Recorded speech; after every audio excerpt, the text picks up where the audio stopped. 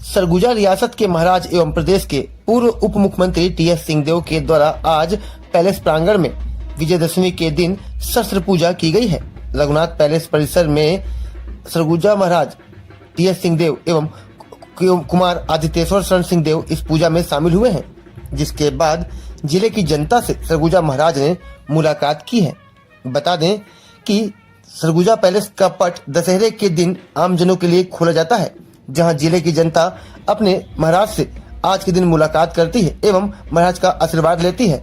बता दें कि प्रतिवर्ष की भांति परंपरा का निर्वहन करते हुए सरगुजा महाराज टीएस सिंहदेव एवं कुमार आदित्येश्वर शरण सिंहदेव के द्वारा शस्त्र पूजा के दौरान पैलेस प्रांगण में अश्व और गज की पूजा के साथ शस्त्र एवं नगाड़े की पूजा की गई है, जिसके बाद आशा सोटा और निशान की दुआएं की गई। इसके साथ ही सरगुजा महाराज टीएस सिंहदेव के द्वारा पैलेस के अंदर कुल देवी की पूजा की गई है।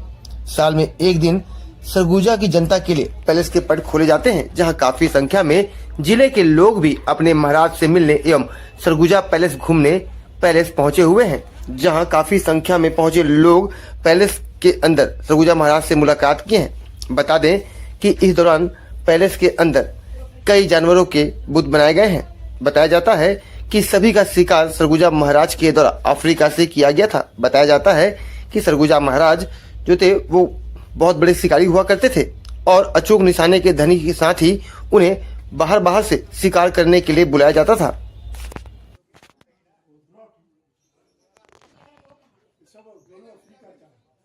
कि आप सबको और सभी दर्शकों को सर्वप्रथम बहुत बहुत बधाई, बहुत बहुत शुभकामनाएं।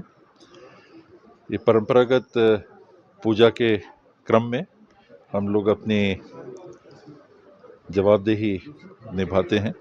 आपने देखा सर्वप्रथम अश्व और गज की, हाथी और घोड़े की पूजा हुई, उसके बाद शस्त्र पूजा हुआ, शस्त्र पूजन के बाद नगाड़ा पूजा हुआ, नगाड़ा पूजन के बाद में आशा सोटा निशान, उसके दुआएं हुई और जो हमारी इष्ट देवी हैं उनके यहाँ जाके हम लोग पूजन करके यहाँ आए। ये परंपरागत रूप से सनातन धर्म में भी और परंपराओं में भी सदियों से ये माना जाता रहा है कि दशहरा के दिन, जिस दिन रामचंद्र जी ने रावण पर विजय हासिल की थी, राजा के दर्शन शुभ हैं।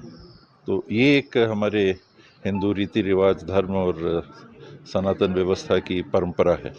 तो उसके तहत हम लोग दशहरा के दिन बैठते हैं और जो मिलने के लिए आते हैं उनको दशहरा की शुभकामनाएं हम लोग देते हैं। स्वाभाविक है कि किसी भी राज्य में राजा तो एक होंगे, तो परंपरागत ये राजा का त्यौहार, दशहरा का त्यौहार, यानी राजा के प्रति अपनी आस्था, अपनी भावनाएं प्रकट करने का ये दिन 365 दिन में एक दिन ये हमारी भारतीय सभ्यता, धर्म व्यवस्था, सनातन व्यवस्था, उसमें ये निहित रहा है।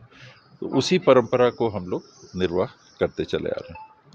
अब तो स्वरूप बदल गया है।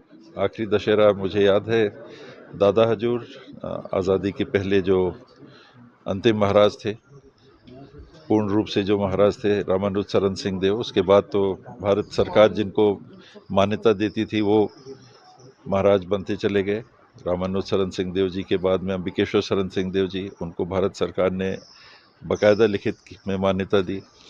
उनकी मृत्यु उपरांत डैडी को महाराजा मदनेश्वर शरण सिंहदेव के रूप में लिखित में भारत सरकार ने मान्यता दी और 71 के बाद में ये सिलसिला टूटा जब इंदिरा गांधी जी ने राजाओं के जो विशेष अधिकार थे उनको भंग किया।